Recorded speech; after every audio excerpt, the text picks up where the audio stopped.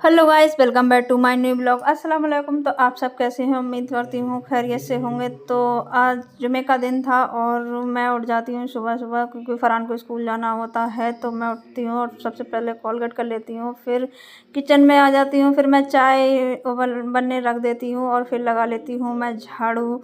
तो झाड़ू लगाने के बाद में मैं फिर फ़रहान को उठा लेती हूँ, फिर आ जाती हूँ मैं किचन में। और चाय जब खौल जाती है, जब तक मैं झाड़ू लगाती हूँ तब तक मेरी चाय भी खौल जाती है और मैं चाय में डाल देती हूँ दूध।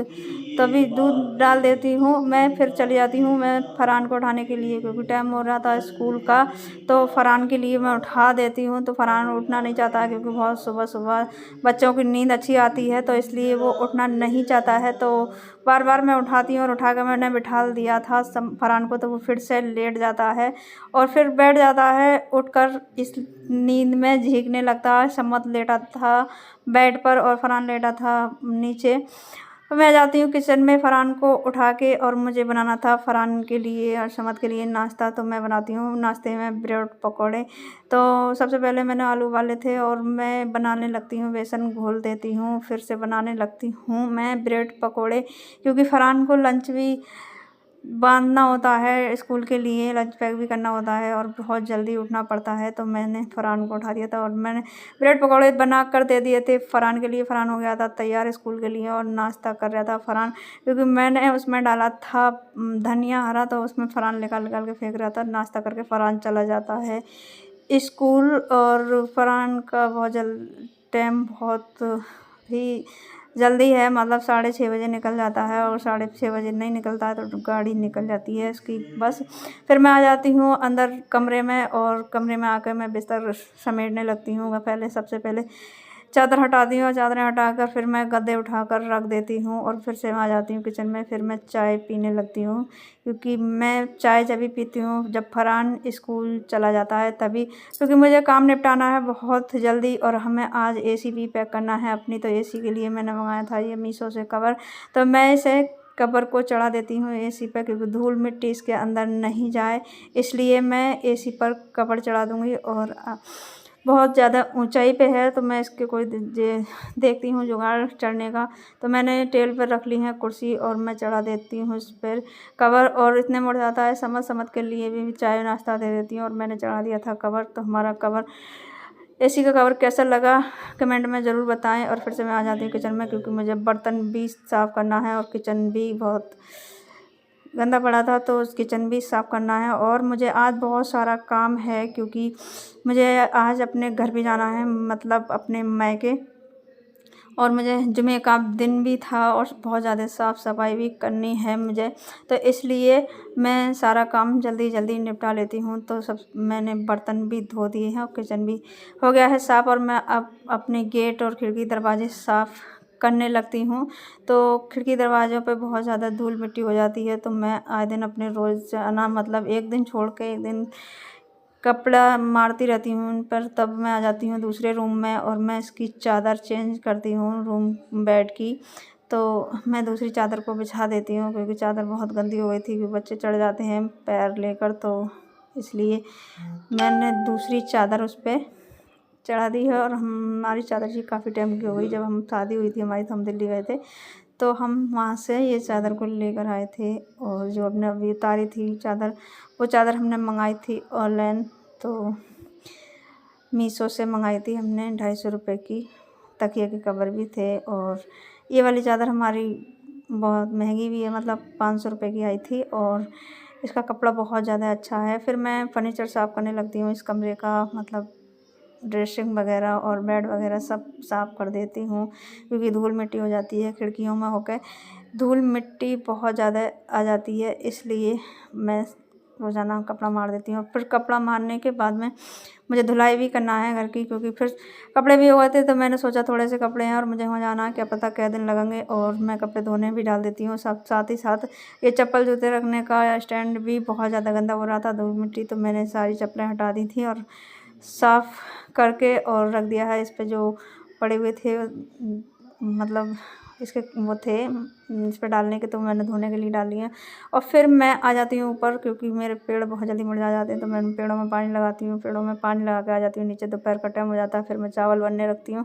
और चावल बनने रखने के बाद में मैं कर लेती हूँ धुलाई, क्योंकि मैं सर्फ़ डालकर ही धुलाई करती हूँ। धुलाई करने के बाद में मैं पानी सूख देती हूँ वाइपर से, और पंखे चला दिए हैं मैंने इसलिए क्योंकि जल्दी पानी सूख जाए, क्योंकि बच्चे निकलते हैं तो ज़रा सा भी पानी रह जाता है तो पैर फिसल जाता है बच्चों का। बच्चे नहा लिए हैं, और जुमे का जो टाइम था तो नहाकर फ़रहान चला जाता है नमाज़ पढ़ने के लिए, और नमाज़ पढ़ के आ जाता है। नमाज़ पढ़ने के आ जाने के बाद में खाना खाता है, और मैं भी नहा लेती हूँ, क्योंकि मेरे बाल हो रहे हैं देखो गीले, और मैं भी नहा लेती हूँ।